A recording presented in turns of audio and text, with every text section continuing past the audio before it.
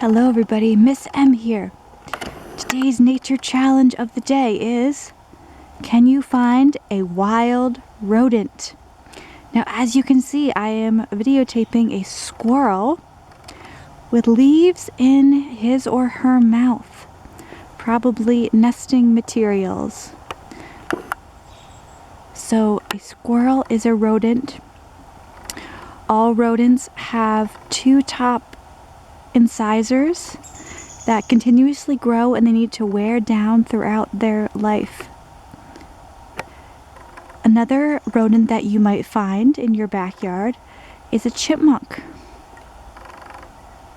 Chipmunks hibernate throughout the winter, but as the days warm up, they're starting to emerge and search for food and make nests of their own. Other common rodents include mice, beavers, and some of you might have pet rodents like I do, my guinea pigs.